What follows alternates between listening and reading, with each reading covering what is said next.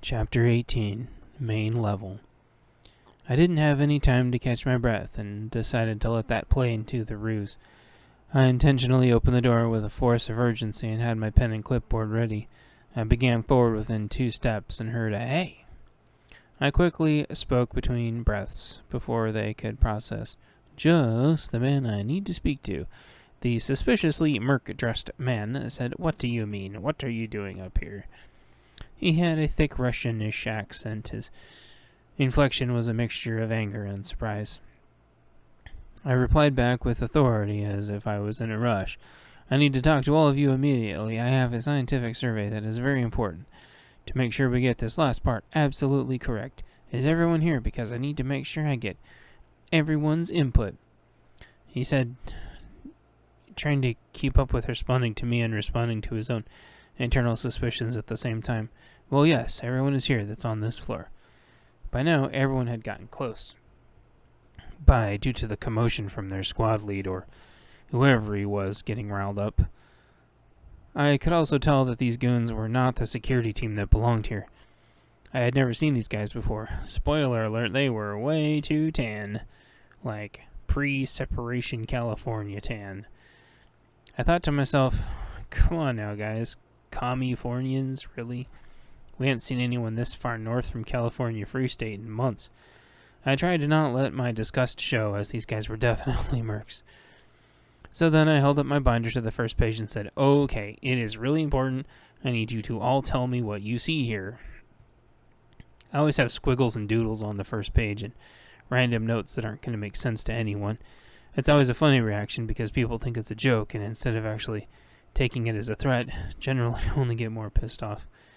They all reflexively look in close as their brains try to process before the internal alerts would go off. I squirted their lead in the face first.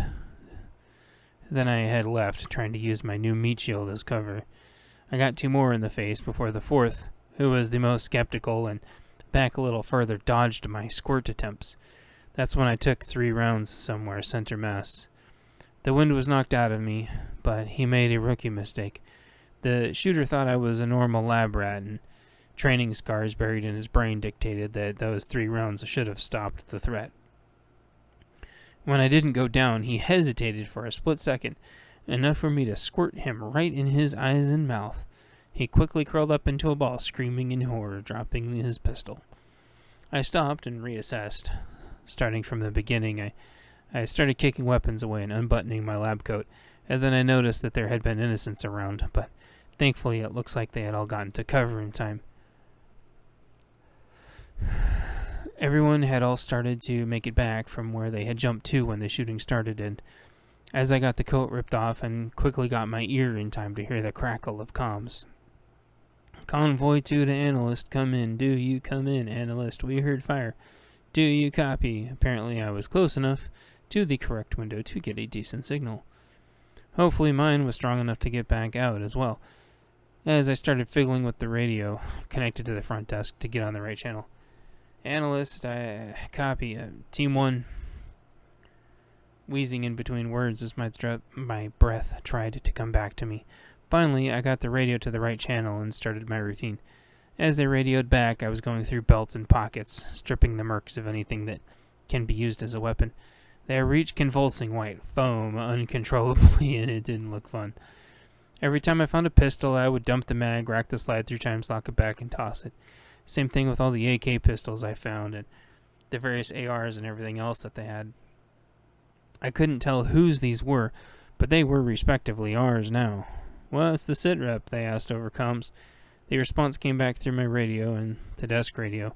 It could alert more people, but I figured it was more important to let everyone in the lobby know I wasn't alone. I was taking control of the situation. I responded through my radio, which put some feedback through the center security console. "I'm okay. Strangest thing happened. You wouldn't believe me. Give me 5. Be ready for soft vehicle entry. Over." "Copy on the entry. Out." He sounded more like an air traffic controller than anything, as if this was all totally routine.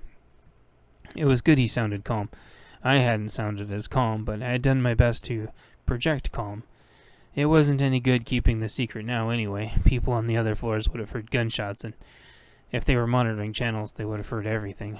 Hopefully we spoke vague enough to where we were hiding our numbers and capacity. I kept dumping mags, wrecking slides, tossing guns, checking belts, appendixes, chests, legs, sides, you name it, until there was about a pile of 20 guns on the floor. Not a bad haul. I looked around and noticed nobody was coming, neither near me or the frothing commies, and decided that it was probably okay for now. I looked around on the guard console and flicked the switch that said B1 and spoke into the mic. Clear to come up, guys. It was probably a direct line and couldn't be easily monitored, but it didn't really matter now.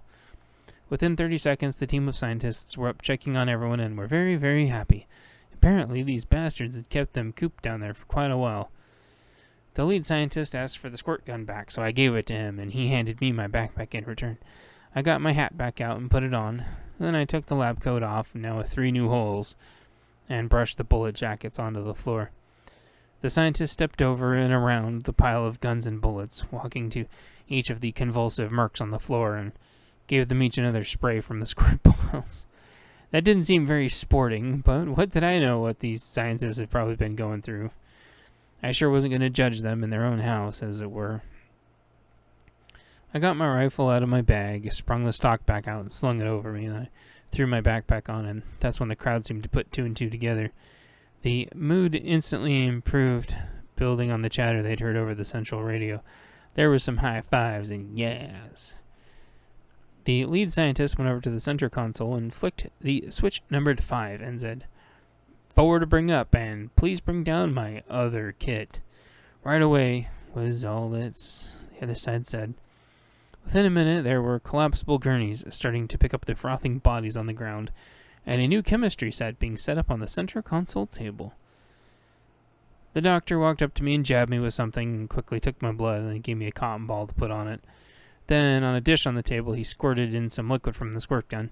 It was a thick, awful green. He then took the thing he jabbed me with and dropped a dab onto the dish that seemed to render it inert, which he acted like was no big deal, and he put a canister on top of the dish, which I realized was the bottom to a delivery system he had. As soon as the 4 people were tied to the gurneys, he sprayed each one of them, and then they suddenly got better. They still seemed really weak, though, so everything worked out. The lead scientist had 4 more empty cans, so 4 more cans worth were made and distributed to each of the scientists. He told one scientist to stay with me and took the squirt gun with him, and the other scientists spread out to start helping other people. I commented back to the team. "Analyst to comms, copy. This is comms, over.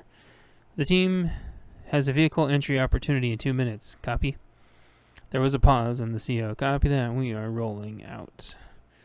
I responded with "out."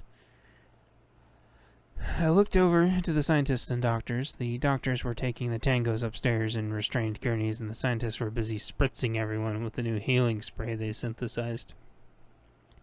"Does anyone know where the legitimate site security is?" I asked, trying not to sound annoyed.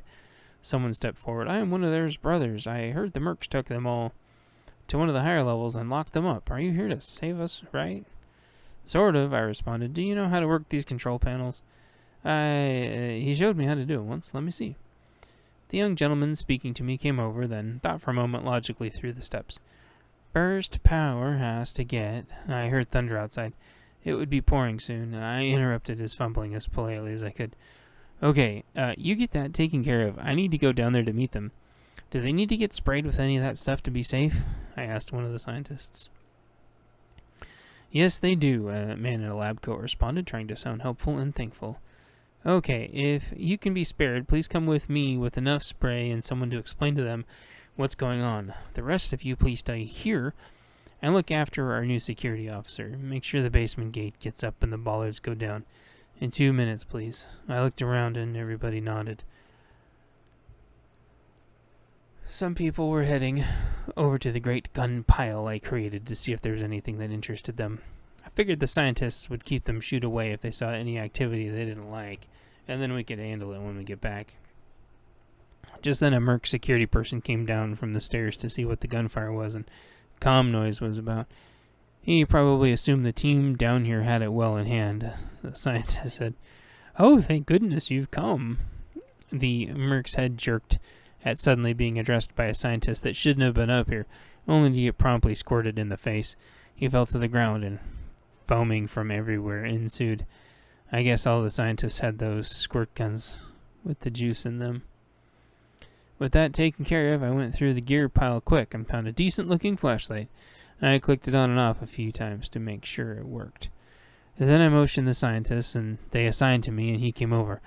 I handed him the flashlight so he would have a light, then we went back down to the basement.